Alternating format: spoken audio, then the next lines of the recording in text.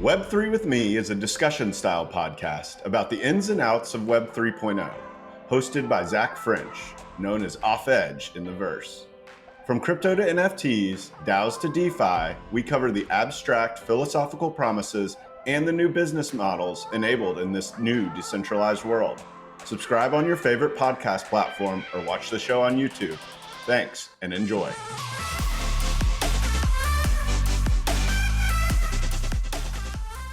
Zach French is a bar-certified attorney, and nothing expressed by Zach during Web3 with Me shall be considered legal advice. All the opinions expressed by Zach and his guests are solely their own opinions. All content in Web3 with Me is for informational purposes only. Zach and his podcast guests may maintain positions in the securities discussed during Web3 with Me. Thanks so much for tuning in to Web3 with Me. It is our mission here to educate, and we realize that some basics of Web3, like WTF is a digital wallet, might be helpful for you to know. We will be releasing a series of short videos on YouTube and Reels to help cover these high-level topics. We hope they're useful for us, and feel free to leave us feedback. My guest today is Keith Wilson. Keith is the founder and CEO of Clearcoat Labs, a Web3 company that empowers automotive brands to bring their legendary IP to life through non-fungible tokens. A veteran executive in the automotive industry, Keith is leveraging his decade of experience to build a bridge between the auto industry and the Web3 community. LFG, baby. Let's start vibing.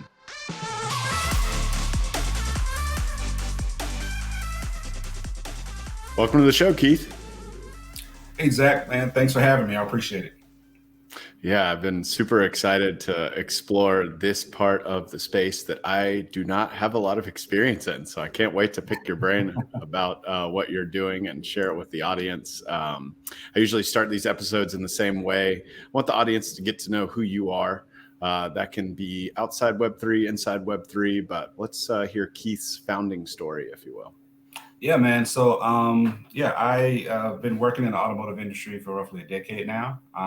Various companies, doing, sales and working and consulting with dealerships, leading, global brand campaigns, product development campaigns, renewable energy and EV charging campaigns. So I've been kind of all around kind of the spectrum, both domestically and internationally with automotive companies. So, I know what they're capable of. I know what they're not capable of. For me, I've always had a real, passion for the business, ever since I got in it. It's, one of the more, most exciting kind of businesses to be in because things are constantly changing. There's so much competition. You have to find ways to, essentially make your product, seem better than every other product out there. Just the excitement around the industry and, all of the cool things when it comes to, bringing a car to life, in a sense. It's been really exciting. Man, I've been in the industry for a while now. I love it. And that's kind of why I'm here, because I wanted to try to find a new way to really try to disrupt the industry, in ways that I knew that, traditional OEMs wouldn't be able to do it. That's why we, are where we are. Yeah, it's interesting that you bring the metaphor of like, your passion is around bringing something to life, right? What was it that kind of drove that passion early on? Was it like experience working with in that industry, or was it a certain person or people that maybe kind of like had an early influence on you? Yeah, I think, for me, it was very early on in my life, I really took to art. So I loved drawing things and eventually painting things. I've been drawing and painting roughly since I was 7 years old. And so that's kind of stuck with me, starting with a blank sheet of paper and turning it into something totally brand new, essentially bringing that blank sheet of paper to life. So I think for me, that kind of stuck with me in my professional career, where I was able to bring, marketing campaigns to life or able to bring products to life, automotive products to life. And so I think for me, that it just kind of stuck, this idea of taking, nothing and turning it into something that people would like and adopt. And I could, at the end of the day, say that, hey, I had an impact on that, right? So being able to say, hey, I drew this picture, somebody, liked it and wanted to take it home. I could say, hey, I made that picture. I created that picture. I painted that painting, if I ever were to see it in their home again. And like I said, they're stuck with me in automotive to where, when I'm working hand in hand with engineers and designers, and I'm the marketing guy, and I'm having to be kind of the voice of the customer and bring kind of those customer wants and wishes to life. I can say that, hey, yeah, I fought for that feature in that vehicle, and now customers everywhere are enjoying that feature in that vehicle. So I brought that to life. I did that. I made that happen. Those 22-inch wheels on that vehicle, I made that happen because, I was able to bring it to life. I was able to work with the team and put money behind it and bring it to life. And now, millions of people are enjoying it, and it created, millions of dollars for the company. So I think, yeah, ever since I was little and really got into the art world, that idea of, creating something and bringing it to life is always just kind of stuck with me. Yeah, that idea of creation, I think, is what drives, I guess, for lack of a better word, lots of creatives, right?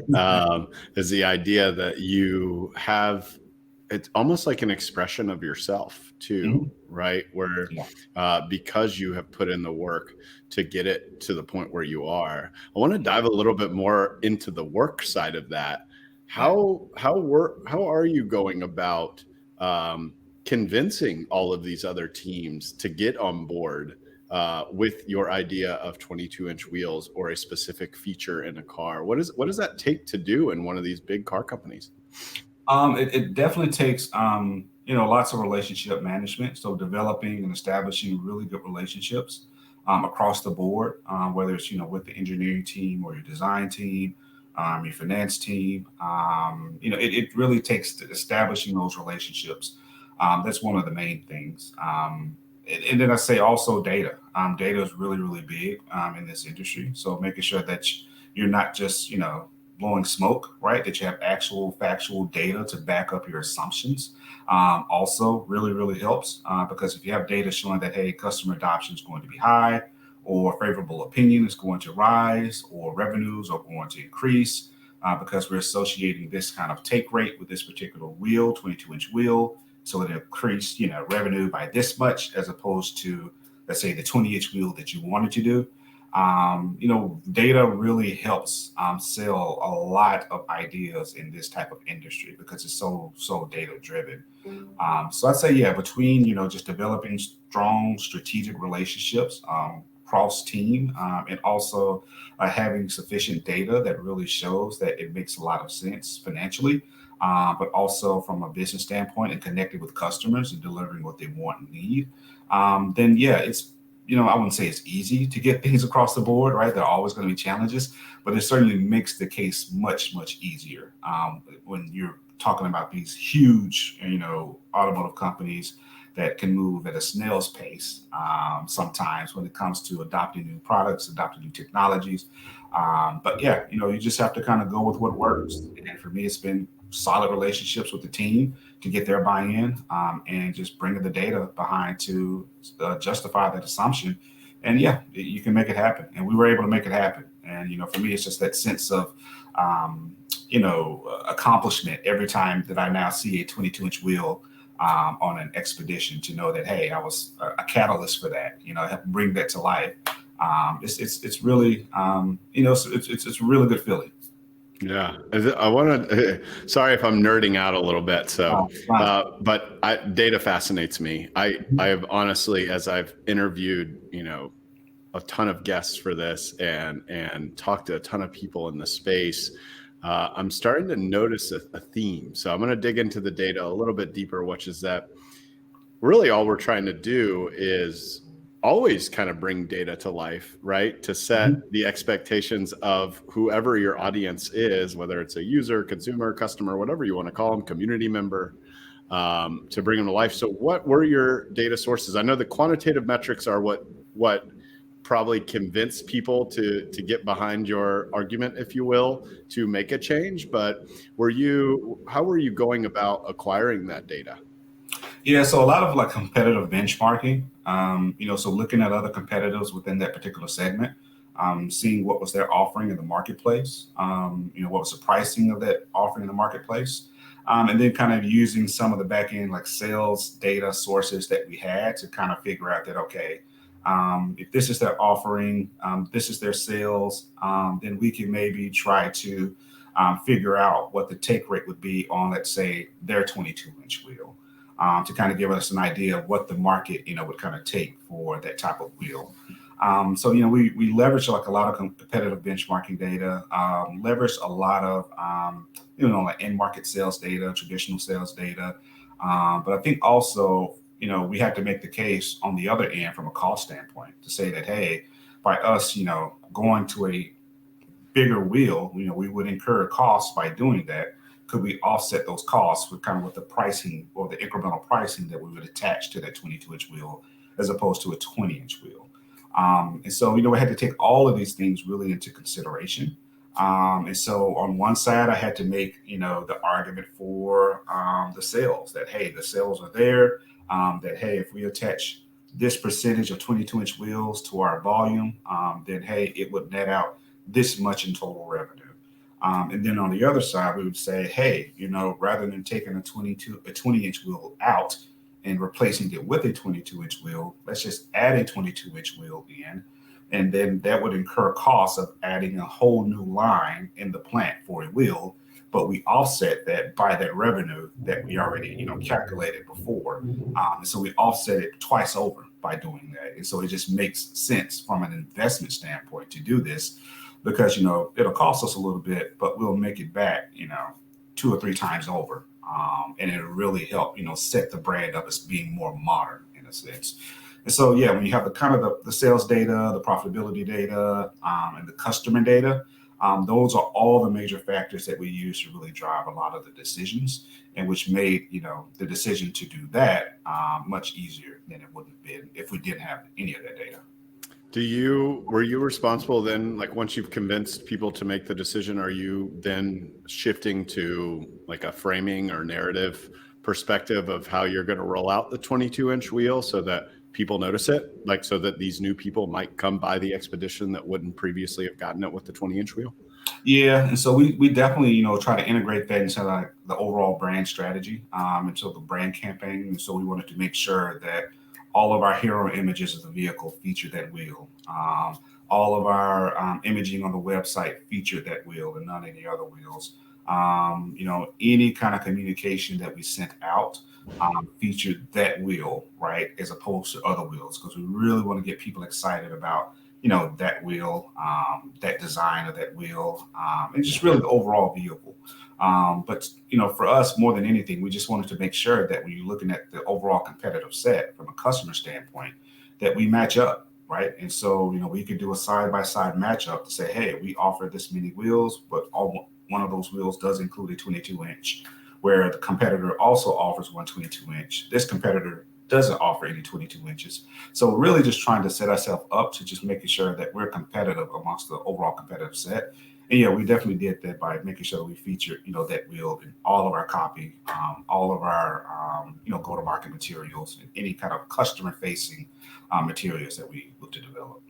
Nice. So I guess now that we have an idea of your background, it sounds like, a lot of your job was you were a marketer, but it was selling your position to the other teams so that they agreed with you. And, you present your evidence. I'm a lawyer by trade, so pardon all the lawyery puns, but, you've got your evidence, right? The evidence is your data. You're going through the context of that data. You're looking at the big competitive landscape. You're looking at who your actual buyers will be. And then you got to look at what if I change this, what is the impact on our production line, right?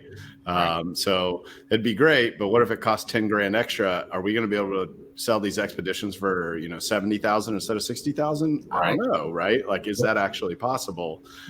Is really cool. So let's fast forward to where you are now. I want the audience to understand how you have taken all of this experience and started building. So tell us a little bit about what you're focused on in Web3.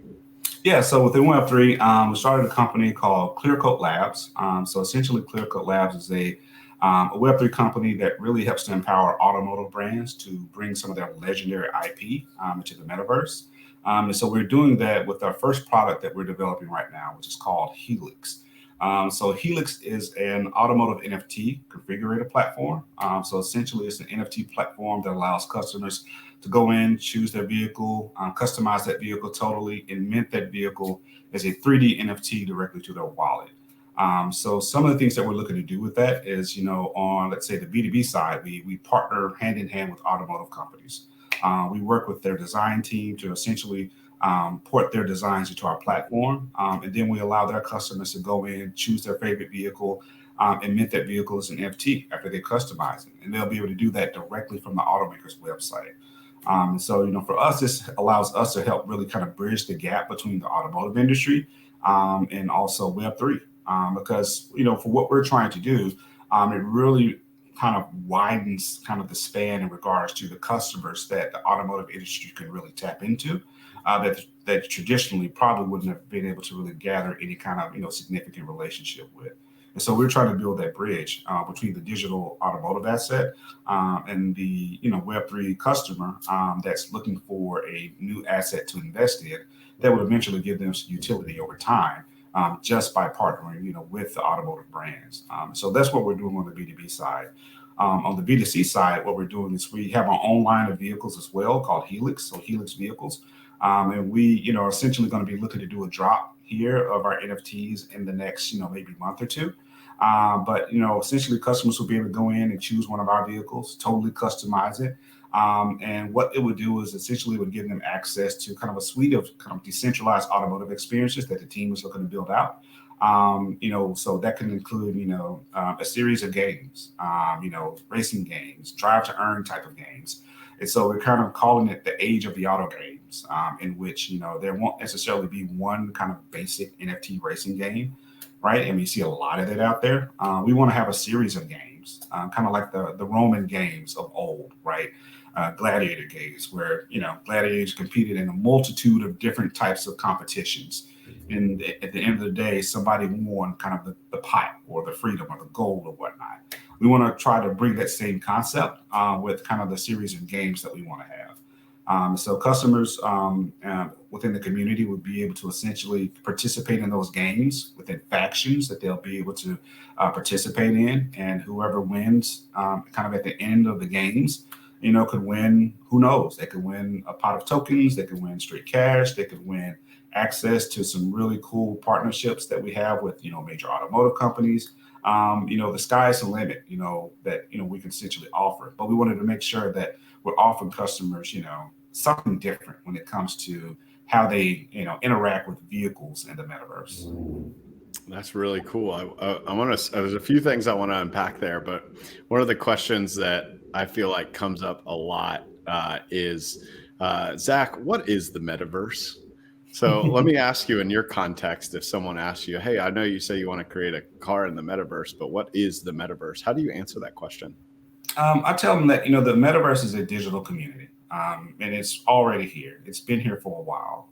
When you think of NBA 2K, when you think of Grand Theft Auto, when you think of Fortnite, when you think of World of Warcraft, those are metaverses in their own. So they're digital communities, not necessarily ran by the community, but certainly driven by the community. And so that's what I tell anybody that the metaverse is. I say, go watch Matrix, go watch Ready Player One.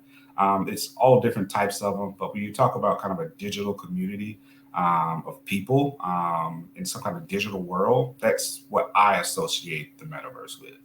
Yeah, that makes sense. I mean, one of the things that I think people get carried away with is like, Sandbox is the metaverse. Decentraland is the metaverse. And for those who don't know what those are, they're basically NFT virtual land, right? Mm-hmm. And it's not to take away from them. I'm sure they've created a lot of value for a lot of people. But I don't think that's a satisfactory answer for the general public. Mm-hmm. But when you say digital community, that's what I usually try to explain. I try to explain to people that it's about where you already are, mm-hmm. right? It's about Discord. It's about a podcast, right? Like you and I are not together right now. We're recording this podcast, right? Or it's about hopping on Twitter or any type of virtual interaction you're having. The mm-hmm. metaverse is just building that out so that it can be a self-contained universe, if you will, right? So that you can do more things without having to go to a place. Mm-hmm. The obvious counter argument there is then like, well, I still want to touch grass. And I don't think anybody wants to take that away from you, right? Right. I think Absolutely. there's a balance, right? Yeah. There's a Yeah. balance. I still want to go outside. One of my favorite comparisons I've heard, I don't know, have you read Matthew Ball at all? I have not. Okay, so he wrote a book called The Metaverse. And one of the things that when someone was talking to him about it, was he was saying is like, don't think of it as like an escape, right? It can be for sure. There are certain big aspects of it that are escapist, Right. but think of it as another way to entertain yourself, right? Instead of watching 6 hours of Netflix, you can go spend a couple hours in your Helix car racing in gladiator style games. Yeah. Right. Absolutely. Maybe call it Twisted Metal 2.0. Right. Like that's the first thing that came to mind when you said that. But thanks for that. I agree wholeheartedly. I think it is just where we are. It's just a question of building out more interoperability and more capabilities and getting more people to spend more time there in a good way, right? Right. So let me ask you this. So from the B2B side, you're helping bridge that gap between a lot of traditional car companies and onboarding them, and you're building it where they are, right? So you're building the capabilities for these companies to sell an NFT version of a car. What are they interested in? What like they research their customers all the time. A lot of them don't have the agility to build it themselves. What are they asking of you in order to maintain that consistent experience from the real world purchase of a car to this idea of having a digital version of your car or an NFT related to your purchase process? Yeah, so what they're really asking of us is, to find ways to make, the integration of NFTs seamless with that within kind of their entire business. And that's really what makes us more uniquely qualified to kind of work with automotive companies, is given that we have the experience within the industry, right? We know how their business models work and operate, both at the corporate level and also the dealership level, for those that have dealerships. And so we're able to kind of uniquely find cool ways for them to look at integrating NFTs into kind of the overall business model. So whether it's as a lead gen item for dealerships, to where, hey, they go and they build one of our NFTs on their website. They have to put in, let's say, their zip code information, and now that information goes to the local dealer who can maybe help supply, drops or supply that particular customer with, first in service when it comes to service, to where, hey, I go get my service at this particular dealership. I get pushed to the front of the line because I have an NFT from that OEM. And so it's really just finding ways to integrate this into kind of their business as is, as opposed to trying to create, this totally new business model around NFTs for an automotive company, given that it'll probably take forever to really get it adopted, within the automotive company, because like I said, they're pretty slow to kind of move on things. And they've been doing things, the same way for so long. And so, that's really one of the biggest things that they come to us about, that we have those conversations with them about.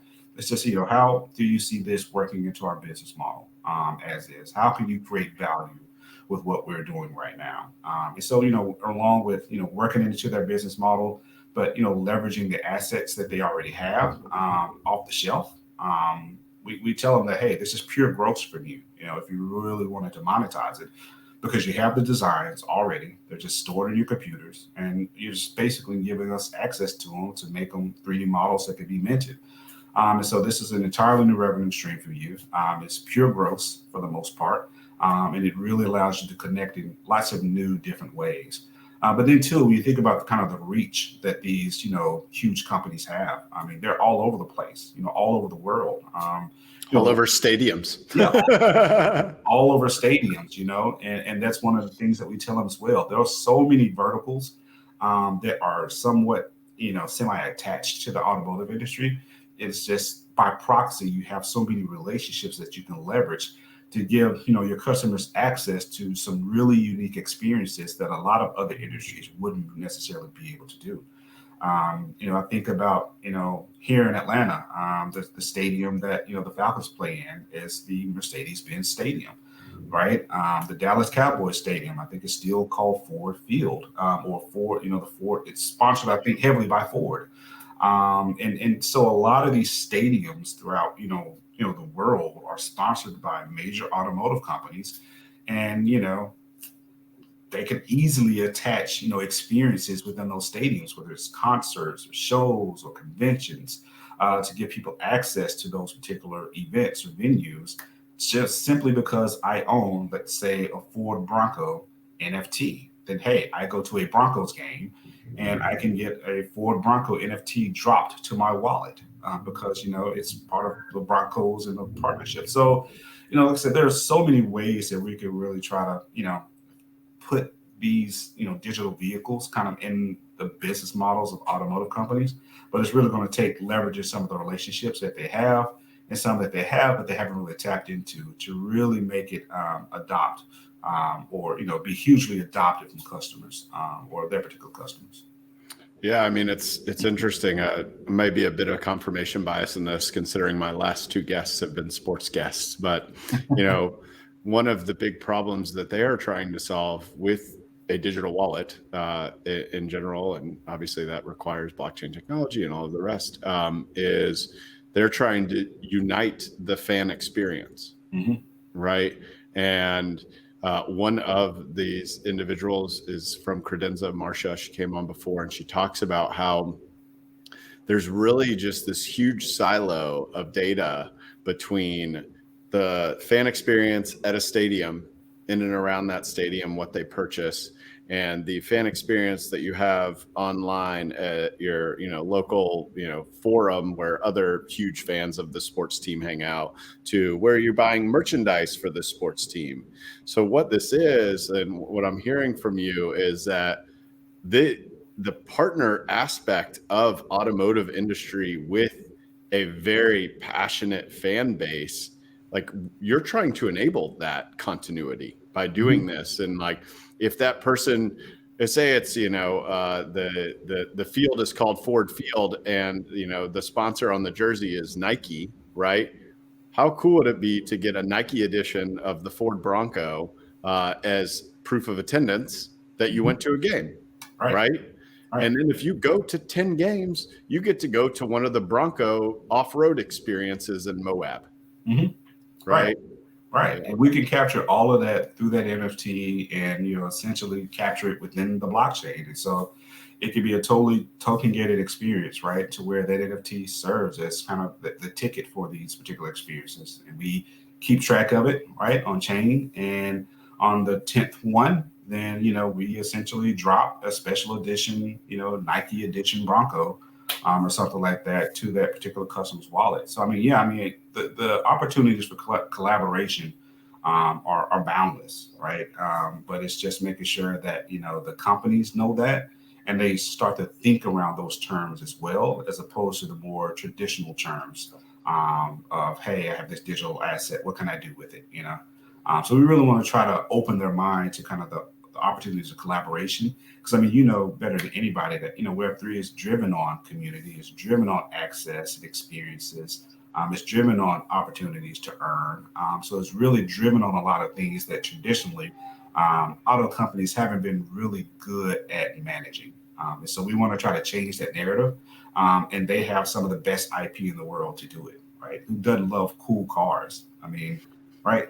Everybody loves cool cars. So we can essentially, with our platform, mint any of their vehicles, past, present, future, or concept, as a 3D NFT, and have worked with them to kind of build that relationship.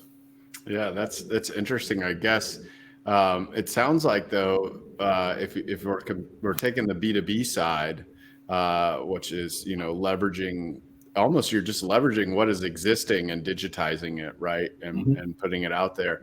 That might require a lot more onboarding of new users. Whereas from the B2C side, well, we want new users there. Like, a lot of your early adopters will be people that have probably been in the space for a little while, right? That know what a play to earn game is, or free to earn, or free to own, whatever you want to label it these days.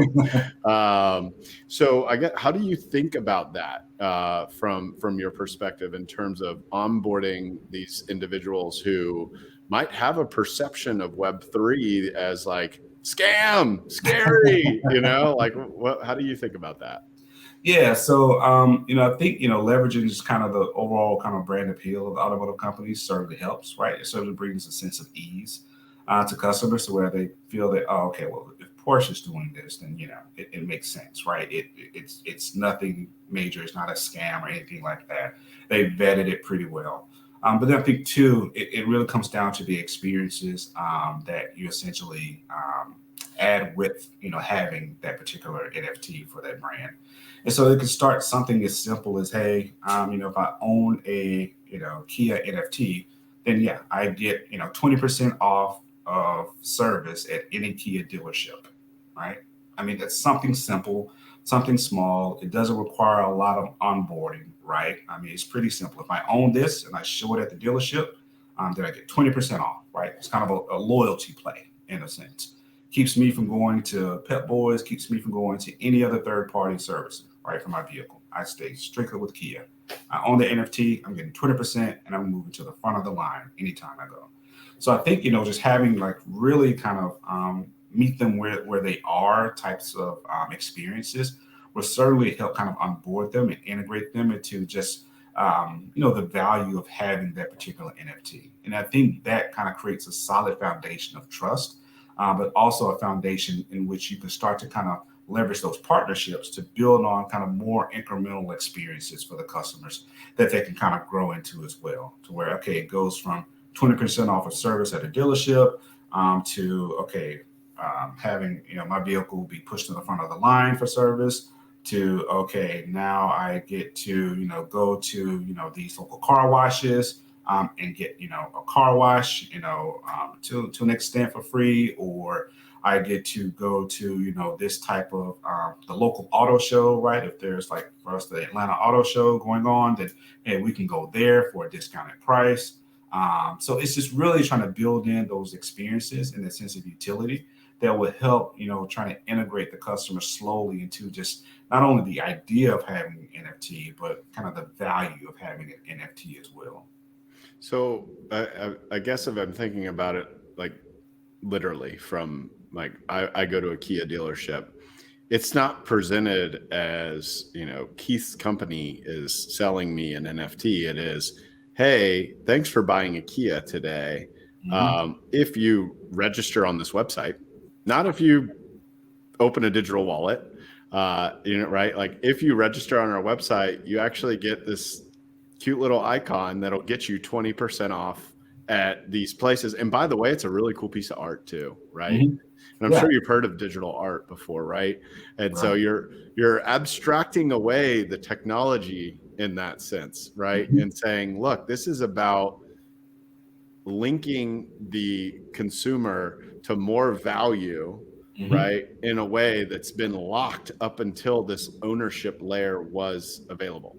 Right. Absolutely. So yeah, it's like you're basically selling, the physical rights of the vehicle, but then they're also attaching the digital rights of that vehicle as well to that person. And like I said, they could start small by how they offer value in regards to those digital rights, and they can kind of build it up. But then, if they wanted to, sell the physical vehicle but keep the digital rights, that's something they can do as well.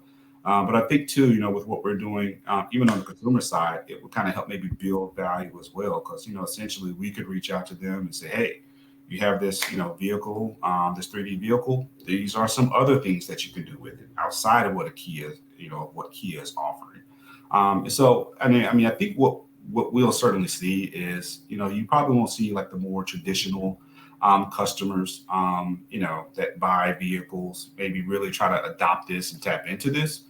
You'll probably see those that are somewhat knowledgeable of, digital spaces, have more of a digital native type of background.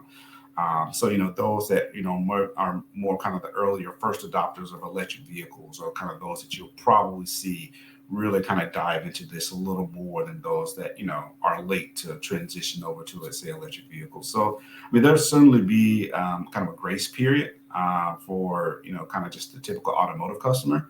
But, what we tell, automotive companies is that, based on who your customer is now for your vehicles, that probably won't be the same customer that buys the digital version of your vehicle. So essentially, we're opening you up to an entirely new type of subset of customers that you never would have sold a traditional physical vehicle to, because they're just not your customer from a physical vehicle standpoint. They just don't fit that demographic that you go after. If I'd say a Honda customer is a Honda customer. And then it breaks down from each vehicle in regards to kind of the customer profile. So the profile of that customer will more than likely be totally different from the profile of the customer that buys the digital version of that Honda vehicle, because they have a totally different mindset. And so just by proxy, we're opening up the brand to just a totally new subset of customers that never would have, given you any attention before. And there's value in that, right? You can really do something with that. You can really create a unique relationship with that customer, totally different from the physical vehicle customer. And so it just really opens up their brand to new opportunities and new customer relationships that they can really forge going forward. So they've got new customer relationships, and I mean, if we're real here for a second, your old customers probably also would love to get more value in a way, right? Right. So there's incentive then for them to interact with your brand more. And the cost of doing that is offering them 1 year of free oil changes, or what have you, or priority in lines, because nobody likes waiting at car dealerships all day and taking work calls from car dealerships. So let's shift to the B2C side. This one I think is more of a Web3 native use case, one where we are talking about gamification, financialization, and the actual like trading and investing of digital assets, maybe, if you will. So let's talk about your philosophy there. I mean, we're in the middle of a bear market. There's, that's no it's no surprise to anybody probably that is listening. How are you thinking about the release of new sets of NFTs and new sets of gaming options, play to earn options, when the industry right now is kind of at this inflection point? I'd love to hear a little bit more about that. Yeah. I mean, you're totally right. We're in the midst of, like I said, a really bad bear market, so to speak. But for me, that's a good thing, right? That's a perfect time to build. But a lot of the projects that didn't really have the best intentions will probably falter out, right? Because there's not much opportunity right now. But the way we're kind of looking at it is we're kind of looking at, the end in mind at the end of the day. We're certainly mindful of, what's going on currently in the crypto environment. And with that, we certainly want to make sure that we're strategic about our rollout and our eventual NFT drop, and the value that we want to bring to the community. We're very intentional about the types of vehicles that we're bringing out. How we put together the platform. The user interface of the platform. Very intentional about even the chain that we're building on, just to make sure that it allows for lots of different opportunities going forward for collaborations, and making sure that it's even consumer friendly as well. So we are thinking about all of that stuff, man. When it comes to why we got to where we are with the Helix platform. And I think in the end of the day, for us, it's a couple of things that really kind of stick out that we want to offer. That's number one, utility, right? So we want to make sure at the end of the day, you're not buying a profile picture of a vehicle, right? You're not buying a JPEG of a vehicle. You're buying something that's going to give you access to multiple different types of opportunities and experiences. And so for us on our side, we have to go and be even more intentional about the relationships and partnerships that we develop. And we're looking to do some of those now, and we're working on some of those now. But then also too, aside from utility, making sure that we're offering something at a price point that, is affordable and reasonable to people, given the bear market. We're not trying to charge bull market prices in a bear market society, right? But even knowing that this is an asset that we want to increase in value for our customers, we're trying to balance that as well. But at the end of the day, we want to make sure, kind of like, when Henry Ford built the Model T, he wanted to build something that everybody can drive. So we want to build something that everybody can drive, right? Or Mint, in a sense, that everybody can drive and mint easily, right? We don't want it to be super, super crazy. But I think also too, what we want to try to do is really leverage the vehicle's role in society, like its cultural role in society, to really help bridge that gap between kind of mass adoption and Web3. We know it's still a pretty huge gap right now, but we think that, just the way that vehicles traditionally have helped really kind of educate or integrate people into certain aspects of society, we can essentially do that as well with Helix and the vehicles that we're bringing as well. So when the market does start to rise and you start to see more mass adoption, people will feel confident in being able to go our way when it comes to it, because we're leveraging something that they're familiar with. That's cool cars. And we're doing it in an environment that's pretty seamless. We're doing it on a chain that's really easy to do it with. And we have solid partnerships lined up to where they see the potential and the opportunity and the reason for having a Helix NFT as opposed to another vehicle NFT. Yeah, I want to dig a little bit deeper into the all of that, but like the first question I want to ask you is, what blockchain did you pick, and what was it about that blockchain that really helped push you over the edge in your considerations? Yeah, so we chose the Flow blockchain. So we're building the platform on Flow. We'll be mentioning on Flow, leveraging the Flow wallets available. So Dapper wallet, Blockto wallet, those types of wallets. Pretty easy. So the reason that we really chose Flow, it was one of the biggest reasons is because they're super consumer friendly. When you look at some of the other major projects on the Flow blockchain, they're consumer first brands, right? I mean, NBA, NFL, UFC, Instagram now, Ticketmaster now. So you see lots of consumer friendly brands. And that for me was really appealing because we know that they're going to make the user experience integrating into their wallets super seamless and super easy. And that's what we wanted first and foremost. Another one of the reasons that we chose Flow was, because honestly, they kind of chose us. So we applied and received a grant from Flow as well to build our MVP on their platform. So, funding certainly helps sway us in any direction. Such is a reality, right? Right. And when we looked at some of the other projects on Flow, kind of the whole Flow ecosystem, it just felt right. It just really felt like a good fit, and it felt like a good first chain to really build on, get our feet wet. One that customers are familiar with and feel safe with. It's not like you hear Flow and you're like, well, I've never heard of that blockchain.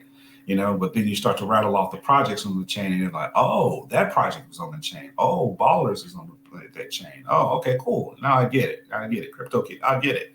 And so it just made a lot of sense for us, given that it gives us enough runway and opportunity to scale should we get there, because they're built for that, given the other brands that they have on there. But it's also a really safe and easy blockchain for customers to really feel and integrate on. Yeah, that is honestly something that I am starting to hear about more and more.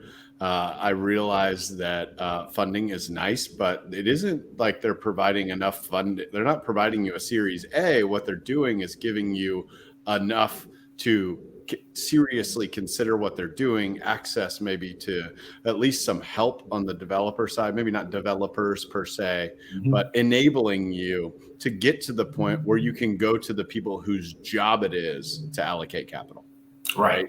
Absolutely. Yeah. And they were very intentional about that, in the conversations I had with them. They said, hey, we want you to essentially get this thing built to where you can take it, put it in front of an investor, and immediately get funded. Right. And so we're giving you, the funds to do that. We're giving you access to our network, our network of developers. We are giving you access to our, branding and marketing team to kind of help you with, structuring kind of your overall go-to-market strategy. So, we're giving you access to a lot of that, and, you go forth and you conquer, and, if you say it's built on Flow, great, if not, great. But, essentially, it really helps show kind of the bandwidth and scale that they could really offer. And so, given that we're kind of set up for all of that now in the beginning, once things do really take off, we'll certainly be prepared for it. Yeah, one of the other interesting things too that I've picked up in my research, having interacted with so many people building on Flow, is that they're taking an interoperable mobile first approach to their wallet, which not many people, I don't want to say not many, half the market plays games on their phone. Yeah. Right. Yeah. And so meeting people where they are so that they can get in a quick Twisted Metal gladiator style race with their Helix ice cream truck, because that was my favorite character in Twisted Nice. Metal. Like that's cool, man. You're in the waiting room, maybe, right? At the dealership. Whoa, Right. now we're starting to see some synergies. And you know Mm-hmm. what? They're embracing the fact that you need corporations to help fund what you're doing, but also the familiarity to make you feel comfortable interacting with, if you know it is, blockchain technology, right? Mm-hmm. One of the most powerful things you said this episode was like, there's all this IP that is just so like ripe to be exposed and to create new opportunities for them. And it's not to just extract dollars. It's about, how do I familiarize myself with this new idea of Web3, right? Mm-hmm. And Right. like, does it even have to be called Web3, or can it just be that I can now interact with my brand a different way, Yeah, which I love? absolutely. Yeah, I mean, it really helps bring, new concepts to life. And I say that, with kind of the automotive pun intended when you think of like concept vehicles. But I mean, I went to the Detroit Auto Show a few weeks ago, and they had some of these really cool concept vehicles on the showroom. And they do this every year, right? They create these super cool, super unique concept vehicles just to kind of tease our minds of what kind of the design DNA of the future would be. But they'll never build it because they can't build it, right? It's a manufacturing nightmare, it's a regulatory nightmare. They would never be able to build that as is. But now that concept vehicle and the art behind that can now have a life, right? It can have a digital life, through kind of our platform and what we're doing. So you may not be able to build a physical version, but you can certainly build and leverage the digital version of that concept to kind of create new experiences and new relationships with customers. And so that's essentially what we're doing. That's our mantra, making concepts, reality. And we can do that, pretty easily. Yeah, that's awesome. Well, we're getting near the top of the hour, and I have my two traditional closing questions. So I want to go ahead and move to those. The first one is, how do you describe Web3? I describe Web3 as the ownership economy, kind of like the new ownership economy. For me, that's kind of one of the first things I think about when I think of Web3. To me, Web2 was more about communication, right? Like kind of the read and write and kind of communicate. But Web3 is about ownership of what I read or write or communicate. Being able to have ownership of that and being able to monetize that from a creator standpoint is huge, right? It's a really, really big deal. And so, yeah, when I think of Web3, I think essentially of ownership, being able to own what I put out there. So what about if you have a friend and maybe they're in your business, maybe they're not, but they want to go buy a new car and they're like, what is this Web3 stuff you're building on Mm-hmm. top? What is an example that you give them? Yeah, I tell them, hey, imagine going to a Tesla website, right? Choosing your Tesla, specking it out, pretty sweet, and you hit the button to buy it, right? That's essentially what we're building, right? But not only do you get, let's say, the physical version of that Tesla, but you get the digital version of that Tesla as well. And so you have all of these really cool things and experiences that you can have within the vehicle, the physical vehicle of itself.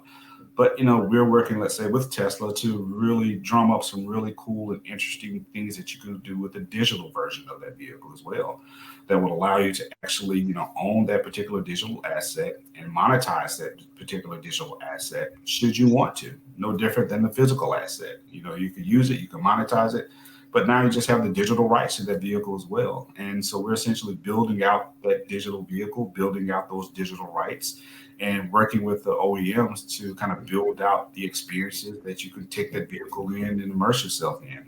It may be, access to opportunities to charge your vehicle for free. It may be access to opportunities to earn tokens while you're charging. It may be access to opportunities to, navigate from place to place and earn tokens while you're doing that, all because you hold the digital rights to that vehicle and everything that the digital rights give you in an attachment with the physical vehicle itself. So, that's kind of how we try to present it, right?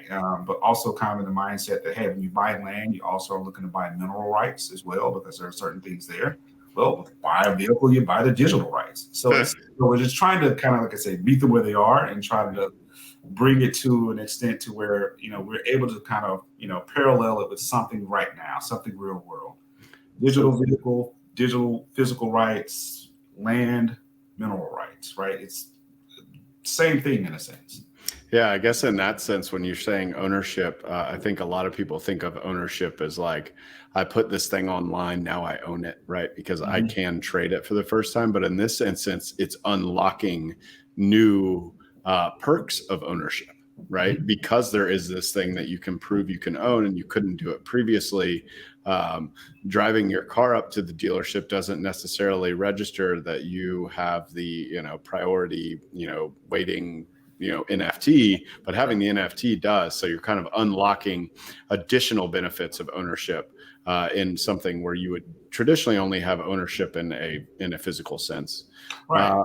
Yeah. So I guess, my traditional closing question is always forward looking. So where do you see yourself in Web3 in the next 6 to 12 months? And then where do you see yourself in Web3 in the next 5 to 10 years? Yeah. Say 6 to 12 months within Web3, we see ourselves as a partner with, a couple of different automotive manufacturers and, essentially, having kind of the exclusive rights of minting all of their NFTs for them to their customers. So I think in the short term, kind of that 6 to 12 months is kind of where we see ourselves in Web3, kind of being kind of that premier provider of those digital automotive assets. But say, the 6 to 10 years from now in Web3, sky's the limit, right? I mean, you never really know. Who knows what the Helix automotive brand could be? It could go from being a digital vehicle to now being a physical vehicle, built on blockchain. You never really know in this industry with Web3, and you certainly never really know with automotive. But I think there's a lot of huge opportunity as vehicles are now becoming way more digital. You think about a gas-powered vehicle, it takes, I think, roughly 1.5 million lines of code for a gas vehicle, whereas an electric vehicle, I think, is about 4 to 5 million lines of code. So, these traditionally physical, behemoths of machines are becoming much more digital. And so for us over the next, 6 to 10 years, that allows us so many opportunities to really integrate, our products within those particular vehicles, capture that data and allow customers to own that data kind of within the Web3 ecosphere and leverage that data for whatever they want to do. And so I think, that's kind of where we're looking to go over the next few years is try to create more ways for customers to own kind of their relationship with their vehicle, the data that comes from their vehicle, the physical vehicle, and also the digital vehicle. And just give them lots of access to different opportunities, different experiences, but also opportunities to really leverage that data and the earning potential from the physical vehicle to the digital vehicle. I don't usually do this, but I'm going to go ahead and do this just because I keep thinking about it. Mm-hmm. You know what would also be really cool in 5 to 10 years is leveraging the governance side of the NFT or of the blockchain ownership to see your consumers having a hand in how you build a vehicle. Yeah. Right? Taking Keith's previous job, right? And then actually like offboarding that directly to the users in a sense on certain things, right? So like you go into your boss and you say, I think we should put 22-inch wheels. Here's all the traditional data I show you to prove my point. But oh, by the way, everybody that owns our vehicle NFTs, they voted 99% that they want bigger wheels on these vehicles. Yeah. Right. And the only way they were able to do that is because they now own an NFT that gives them those governance rights and it's snapshotted on the blockchain and it can't be changed. Yeah, absolutely. Right? Yeah, we could do that, right? We could do that. It's easy to, do that type of research. They're doing that type of research now, but we can certainly integrate that research into the blockchain and leverage it as a tool for design and engineering purposes. We can certainly do that. Yeah, and look, I think a lot of the easy counter argument would be here. I could just send a survey, right? Yeah. But let me retort that argument that no one made, but I know they will, and say, how much ownership do you have over a survey? Right. When I get a survey, I either tell them no or I'm like, click, click, click, click, click, done. Mhm. But when Mhm. you've got that asset that's provided value over time, that feels like you're forming a bond and you've had unique experiences with it, when they come out and say, hey, community, Discord, hopefully it's not Discord, maybe they'll build something better by then, but I want to interact with you and we are considering these 5 features on our next vehicle. Which ones do you put and what priority? I think there's just a more sincere sincerity about the answers you're going to get from an NFT owner that have done that. So that would be really cool to see, and hope that we do get to see that. Yeah, together. absolutely. I mean, it brings the customers closer to the process, and that's always been a good thing from my experience. I mean, it brings them closer to the process. It makes them feel, to your point, that they have more ownership in the process and the product. And you always want to have that customer feedback, right, to help drive some of those assumptions, because we can get in our head thinking that we know everything in this space, right? But we don't, right? And at the end of the day, customers are going to buy it, so we certainly want to get that feedback. Cool, man. Well, I think that's a great place to end. You've embodied a lot of these, Web3 ideals in what you're doing, and I'm excited to see where you go from here. Thanks so much, Keith. Hey, thank you, man. I appreciate it. I appreciate the time. Thanks for tuning in to Web3 with me. If you enjoyed the show and want to help us grow, please hit the subscribe button on YouTube or leave us a review on Apple Podcasts or Spotify.